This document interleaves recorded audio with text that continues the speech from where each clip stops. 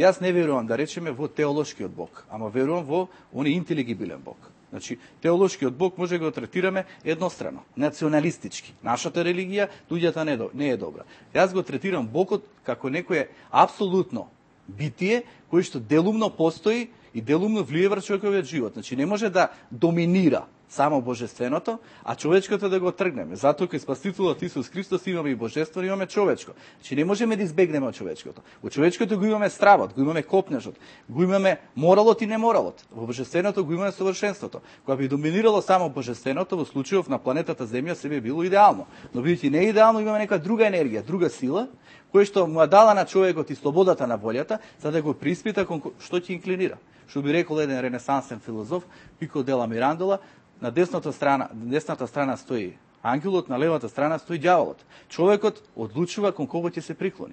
Ако прави добри дела, ако е насочен кон етиката, кон моралот, е кон ангелот. Ако е кон ѓаволот, автоматски иде кон алчноста, порокот, негативностите. И тоа е тој дуалитет провлекува никои филозофите кои што ги анализирале тие прашања и да вистина има тука многу што да се дискутира токму за тоа прашање на доброто и злото. Од каде па злото, како се рефлектира, кој го предизвикува? Дали човекот или па може има некоја друга сила, апропо божествената сила, која што се импутира и не ги доминира животите? И сега тука, ако сте читале за богомилите, имаат интересна теорија, дека всушност овој свет, ваков како што е материјалниот свет, е создаден толку од Сатанел, од паднатиот ангел, Луцифер, кој што го добил човекот, однос добил можност да го изгради човекот. Немајќи ја душата, отишол кај Бог му побарал душата за да оживее човекот, за да може подоцна да екзистира. И автоматски во човекот го имаме божественото, од аспектот на душата, го имаме телесното, од аспект на нечестивиот, од негативниот. Тој негативен го владее преку телесните потреби за задоволство. Ниски страсти, моќ, слава, пари, желба, значи за доминација, а од другата страна душата се асоцира на милост, сочувство, помагање, моралност, правење општо добро и така натака.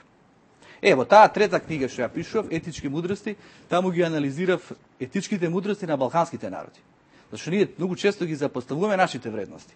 Ние воздигнуваме странски некои западни вредности кои што се веќе специфични, прашање дали навистина држат тој кредибилитет. Нашиве балкански мудрости изопилуваат, значи со многу вредности, преку поговорки, преку народни приказни, преку басни, преку афоризми, преку етичко просветителство, етичко прораштво. И тука различни народи се третирани преку нивните најголеми моралисти. Дали преку астрологијата вие заработувате за живот? Дали заработуваме? Да, дали вие лично заработувате од астрологија? Па едно време заработував. Значи, нормално дека кога човек се занимава со тоа, преоѓа во професионална фаза и може да изработува натални карти за оние кои што ќе посака тоа. Како се прави натална карта? Па натална карта се прави на основа на дата на раѓање, час, место, се утврдуваат тие конфигурации, координати, се добива подзнак. Подзнакот е многу битен, бидејќи тој ги определува 12 полиња. Преку тие 12 полиња ги утврдуваме 12 сфери од животот. И сега 10 планети се интегрирани, иако сега има некои нови кои што треба да се доистражат, но овие кои што се интегрирани прават аспекти помеѓу себе си, имаат одредени степени. И замислете, таа натална карта е само автентична, оригинална за тој кој што има таа натална карта. Не може да се копира. Како матичен број? Па еден вид на матичен број. Сега има тука разни толкувања, на пример германците го работат тој композит хороскоп. Они сметаат дека е значаен хороскопот од зачнувањето. Ама тоа ние не го знаеме. Ние го работиме радикс хороскопот. Пораѓање. Да. И сега бебето нели се раѓа, вдишува воздух и автоматски добива астропечат. Тоа треба ли да се оди веќе во поголема длабочина, да се најде кога е тој сперматозоид створен, да речеме? Па не може тоа тогаш да се најде, нема за тоа ниту информации, ниту можност, дури гледате и за тој композит хороскоп е тешко да се утврди самото зачнување, но еве некои толкуваат не треба да има зачнување кога е полна или млада месечина, на пример. Како според вас влијаат звездите, да речеме? За мене, јас сум физичар, јас сум по образование електроинженер и физиката ми е наистина интересна тематика и сум се натоварил, сум освоила награди и многу имам навлезено во тајните на физиката. За мене звездите и планетите се парчиња на камен, кои што се мотаат едно околу друго, се вртат без врска на десетици милиони километри разлика. Како тоа парче камен што се врти околу тоа другото парче камен има врска како јас ки бидам како човек? Па реално, вашето прашање реално од аспект што навистина обичниот човек се запрашува и со право се запрашува. Ја мислам дека обичниот човек не се запрашува. Се запрашуваат и некои поучени обични луѓе кои што сметаат дека нема тука ништо. Ама знаете, постои телеолошка поставеност на нештата, кој што Аристотел ги толкувал, што значи дека се движи кон својата цел. Значи, први ја имаме аморфната маса, потоа ја добиваме материјата планетите, планетите се оформени, ја добиваат формата со дејствената причина преку Божјата рака и тоа служи за одредена цел. Сушност, зашто си планетите? Дали тие го наговестија раѓањето на Спасителот Исус Христос? Дали тие трите мудрици беа астролозите? Тие беа. Што ни следеа? Конјункцијата на Марс, Сатурн и Јупитер, кој што беше така врвна поставена. Да не ви ги фатам само ерите кои што се провлекуваат на секој 2160 години. Значи, замислете, секоја ера има свое влијание, но не само тоа. Секоја планета има своја енергија. Всушност, се е енергија. Тоа е се апанува гледиште, вие сигурно сте запознаени со тие квантни физичари, така натака, кои што ни асоцираат и нека оживеност на умот. Дека не е битна само материјата, дека некаде постои умот, постои духот. И плюс сигурно сте анализирале Нилс Бор, потоа Ајнштајн, за тој детерминизам на малите молекули, честици. Значи, замислете, тие имаат еден вид на сила енергија на спојување. Ништо не се случува случајно. Туку има некоја промисленост на нештата. И се замислете, ако Бог го создал универзумот како што го создавал, кај што космичките возиви никогаш не доцнат. Ајде да прекинам тука малку само за секунда, бидејќи многу битен момент. Рековте ако Бог создал се, така? Добро. Кој го создал Бог? Па не може никој да го создаде Бог. Бог е вечното сеприсутно суштество. Не може над Бог да постои Бог. А прашањето на Бог влегува антиномија. Никој не го објаснил прашањето на Бог. Туку ние чувствуваме дека сета ова интелигибилна поставена. Сето тоа влијание има зашто е поставено. Не е случајно. Зашто некој ај пака да земеме? Зашто човекот е роден на планетата си? Дали случајно? Што е неговата функција? Дали треба дитако насветлување? Кога разговараме на тема религија, кога ќе се дојде моментот зашто некои луѓе веруваат дека постои Бог, изговорот е дека па не може се да почне од ништо, мора некој да го создаде. Тогаш кога јас ќе ја прашам кој го создал Бог, вие тогаш велите па Бог никој не го создал.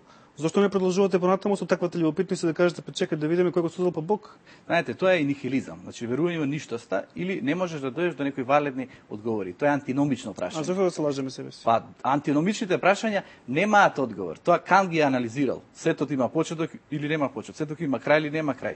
Дали човекот е слободно суштество или подложен на судбината? Дали постои Бог или не постои Бог? Постои ли судбина според вас? Што верувате вие? Јас реков дека постои. Јас секогаш кога прашувам вас, вие ми одговарате, па едни мислат вака, едни мислат така. Јас ви кажам, по мене компатибилизмот подразбира, тоа ви го одговорив. Компатибилизам подразбира дека постои судбина во корелација со слобода на волјата. Сега вака. Ако тоа не е возможно. Не, ајде додим вака. Вашите одговори се наистина многу тешки за да се сватат. Не, тие се јасни.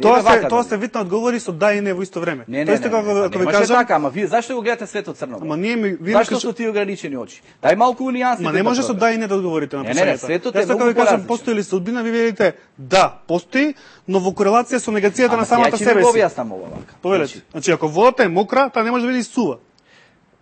Вака сега. Прашањето е ова. Ако постои Бог, значи Бог кој што ги создал нештата и кај што ние утврдуваме судбината, присутна преку Божите укажувања, преку пророците, преку некои видовите луѓе, преку астрологија, преку свети книги. Значи е неспорно дека постои судбина. Ако не постои судбина, не би постоеле ниту пророци, ниту луѓе видовити кои што укажуваат таа судбина. Значи вие мислите дека постои судбина? Тоа постои, тука е неспорно. Зошто не застанете тука? Зошто сакате сега да само момент. Зошто сакате да флиртувате и со луѓето што веруваат во логика, па да ги задоволите и нив? Сакате да ги задоволите сите од целата. Па тоа е затоа ви асоцирав телеолошката поставеност на нештата. За да дојдеме до зошто не застанете таму? Зошто сакате зошто преминувате преку оградата и одите на полето каде што се логичарите и физичарите? Сакате и нас да не задоволите, и вие фактички сакате сите да ги насмеете и да ги задоволите, а уствари фактички вие се негирате самите себе си. Ако верувате во судбина, кажете ми ја верувам во судбина. Тогаш човекот е само еден пион во играта на таа судбина. Не може да влија, не може да ми кажете да, ја верувам во судбина, ама исто време и не верувам во судбина. Мислам, тоа е стварно чудно. Ама не, вие тука не можете да ми мене наметнете дека ја не верувам во судбина, дека ја фаворизирам слободата на волјата. Туку друго сакам да ви асоцирам, дека ако Бог постои, кој што ги утврдил сите овие нешта така совршено поставени, и Бог ја асоцирал и свеста во човекот, но ја асоцирал и свеста во космосот, во тој случај, што мислите, Бог не може на човекот да му даде можност да во одредени ситуации реагира, промени одредена судбина, да испита неговата морална одговорност, морална волја?